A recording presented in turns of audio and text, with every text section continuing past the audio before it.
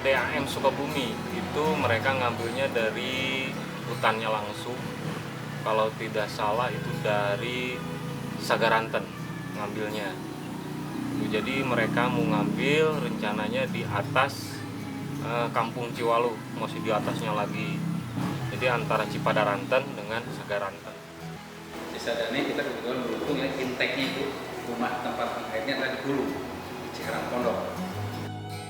Jadi kita selalu kalau mengambil air pondok ada izin ya, di SIPA-nya diberikan kepada itu 2000 liter per detik.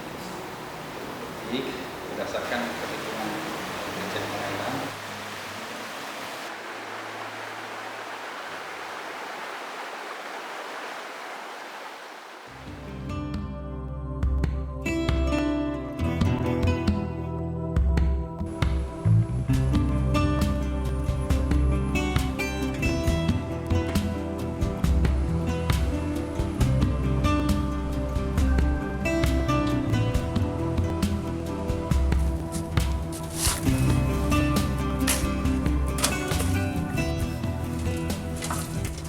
Hal yang dilakukan oleh kami antara lain dari sisi perencanaan saja. Kami sudah menyusun rencana pengelolaan das terpadu mengenai Cisadane. Terus untuk tataran operasionalnya kami juga sudah membuat rencana tindak, di mana diharapkan di dalam rencana pengelolaan das terpadu maupun rencana tindak ini kita menginisiasi seluruh stakeholder untuk memberikan kontribusi di dalam pengelolaan das Cisadane. Upaya desa jangan sampai buang sampah ke situ. Malah dari program pemerintah desa kemarin diadakan STPM, sanitasi berbasis masyarakat. Jadi untuk masyarakat ini tidak boleh buang air besar ke kali, cuci ke kali.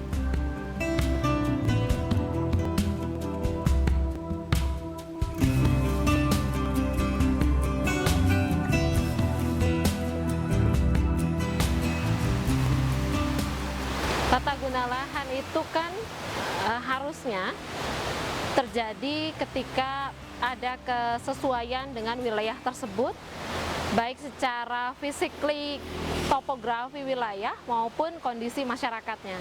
Nah, ketika tata guna lahan yang tidak sesuai dengan wilayahnya maupun kondisi masyarakat dan tidak melibatkan masyarakat, pasti terjadi konflik dan itu menyebabkan dampak yang pasti dirasakan oleh masyarakat, khususnya pada perempuan dan anak-anak. Nah, untuk anak-anak, selain arena bermain, mata pencaharian, atau berubah yang seharusnya mereka sekolah tapi kemudian jadi bekerja, juga merasakan dampak secara kesehatan.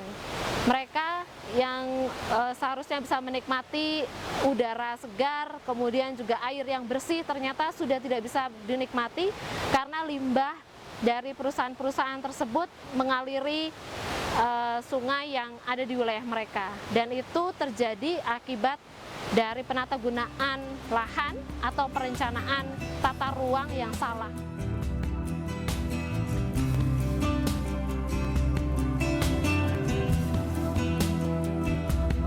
Sebaiknya anak muda itu setiap ada perencanaan pembangunan atau apapun itu harus benar-benar dilibatkan. Misalkan ada kumpulan-kumpulan tuh ada suatu planning apapun, anak muda undang.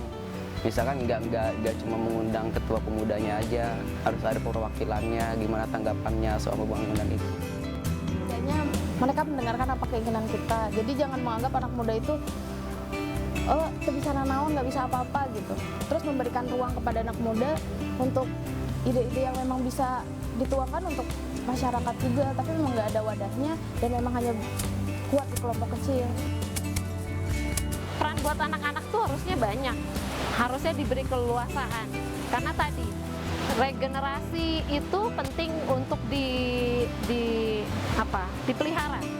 Kalau tidak dipelihara, regenerasi kita akan punah, akan tidak berlanjut, dan potensi anak-anak muda ini harus dikembangkan terus-menerus.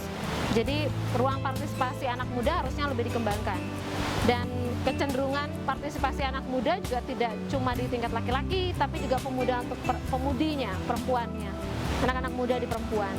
Karena di generasi muda ini kita sebenarnya sedang memberikan tantangan untuk bisa mengelola wilayahnya sendiri dengan lebih baik.